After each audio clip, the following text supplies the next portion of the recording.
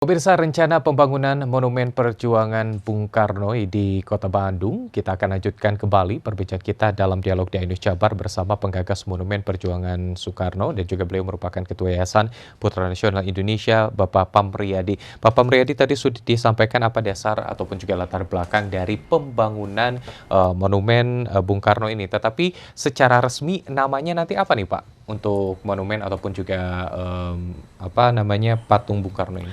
Ya, jadi kalau saya sih berpikir bahwa monumen ini nanti akan memberikan suatu warna yang berbeda, menjadi ikonik baru di Jawa Barat. Selama ini kan Bung Karno ini terkaitan dengan Bandung itu ada ITB, tempat kuliahnya, ada Bancai, penjara atau Sukamiskin, ada Gedung Merdeka, tempat konferensi Asia Afrika. Nah, dari semua itu kita akan rangkum di dalam keterkaitan itu dan akan membuat sebuah ikonik baru yang mempunyai desain yang edukatif, yang tidak melupakan jas merah, itu sejarah. Kita akan menamakannya itu adalah Monumen Plaza Bung Karno. Oke, jadi nanti akan dinamai Monumen Plaza Bung Karno. Ya. Karena memang tidak hanya monumennya saja, tetapi juga ada cerita soal sejarahnya. Ada cerita, ada narasi, ada edukasi terhadap masyarakat. Tidak melupakan jas merah, sejarahnya Bung Karno seperti apa di Kota Bandung. Itu nanti ada semacam narasi-narasi ketika dia kuliah seperti apa, dia di penjara seperti apa, ketika dia didakwa di Gedung Landat seperti apa, pledoi Indonesia Menggugat gitu seperti apa. Karena patung kita ini berbeda. Jadi dari sekian patung di seluruh Indonesia yang dibuat, ini ikonik baru. Kenapa ikonik baru? Karena kita buat ini Monumen Plaza Bung Karno ini yang patungnya lebih sangat muda. Jadi bukan dia seperti yang sekarang banyak sudah menjadi presiden. Nah, jadi kita terinspirasi dengan referensi foto Bung Karno saat muda pada saat dia keluar dari Gedung Landrat pada saat didakwa. Mungkin sekitar usia sekitar 20-an atau maksimal 27 atau 30. Oke, gitu. Jadi konsepnya adalah sebuah plaza ya Pak ya, seperti itu.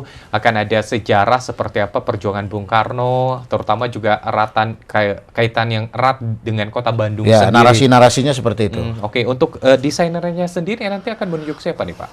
Kita sudah menunjuk bahwa kita sudah final. Orang ini adalah seorang seniman patung yang terkenal di Indonesia. Dia adalah asal Jogja dan mempunyai pengalaman spesialis membuat patung Bung Karno baik besar maupun kecil, namanya Pak Dunadi dari Jogja, dan referensinya bahwa beliau membangun patung Bung Karno berkuda di Kemenhan dan juga patung Bung Karno di Lemhanas RI. Nah. Ini untuk luasnya sendiri dan lokasinya ini akan di mana nih Pak? Nah, rencana kami sudah mengajukan surat dan alhamdulillah langsung direspon oleh Pak Gubernur Jawa Barat, Kang Ridwan Kamil, bahwa aspirasi masyarakat ini bukan perjuangan Bung Karno ini kan milik bangsa Indonesia. Jadi bukan milik Yayasan Putra Nasional atau milik Pamriyadi, tetapi Pamriyadi menggagas ini atas aspirasi dari masyarakat, tokoh-tokoh yang cinta terhadap Bung Karno dan mengakui perjuangan beliau selama ini. Nah, jadi rencana itu kami sudah mengajukan kepada Pemprov Jawa Barat meminjam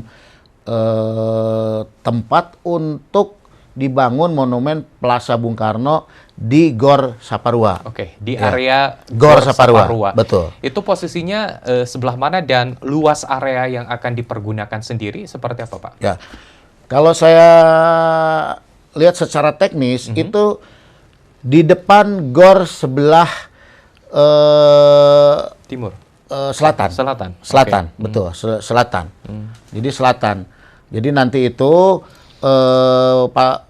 si monumen itu patungnya itu menjulang tinggi sampai menunjuk ke atas dengan muka Bung Karno yang masih muda. sambil membawa buku catatan pada saat dia persis keluar dari gedung Landrat pada saat itu. Oke. Untuk tinggi secara teknis seperti apa Pak nanti? Insya Allah bahwa ini bukan bombastis, tapi ini akan menjadi ikonik yang cukup fenomenal. Saat ini patung Bung Karno tertinggi itu di Semarang 18,5 meter, dan kami akan membangun patung Bung Karno dari mulai dasar sampai atas itu 22,3 meter. 22,3. Jadi akan menjadi patung tertinggi di Indonesia dan patung tertinggi di dunia untuk khusus patung Bung Karno. Oke, baik. Jadi dengan tinggi 22,3 meter dengan konsep Monumen Plaza Bung Karno, ataupun juga di sana ada plaza, ada keterangan, ataupun juga bagaimana sejarah perjuangan dari Bung Karno, terutama eratnya dengan kota Bandung seperti itu. Nah, mulai rencananya kapan Pak untuk groundbreaking ataupun juga proses saat ini sudah sampai tahapan mana? Ya, sebetulnya kami kan rencananya mau groundbreaking itu 6 Juni ya. Karena maket miniaturnya juga sudah jadi ya, sekarang sudah ada di Pak Gubernur dan sudah ada di di Ibu Mega melalui Sekretaris Jenderal PDIP Pak Hasto pada saat itu. Kami bertemu sebelum tanggal 6 di DPP PDI Perjuangan. Nah, tetapi setelah hasil berdiskusi dengan Pak Hasto bahwa karena PDI ada Rakernas kemarin tanggal 6 sampai tanggal 8, akhirnya kita bersepakat untuk mencocokkan kembali dengan jadwal Pak Gubernur dan Jakarta gitu. Dan rencananya itu di bulan Juni akan kita laksanakan pada saat sekarang masih bulan Bung Karno. Jadi bulan Bung Karno itu sampai akhir Juni ini kita masih dalam hari bulan Bung Karno gitu. Oke, tapi tanggal pastinya belum ditentukan. Belum pasti, tetapi di bulan Juni ini. Dan persiapan sebenarnya sudah matang. Seharusnya tanggal 6. Nah, tetapi setelah berkonsultasi dengan pihak Jakarta, ternyata ada acara tanggal 6 sampai tanggal 8 itu Rakernas PDIP. Baik, kita tahan dulu. Tadi yang menarik adalah bagaimana juga komunikasi dengan pihak Jakarta, dalam hal ini adalah dengan putri dari Bung Karno, yaitu Ibu Megawati. Kita akan coba perbincangkan kembali dan seperti apa dana yang akan digelontorkan untuk pembuatan Monumen Plaza Bung Karno ini. Tetaplah bersama kami dalam program iNews Jabar.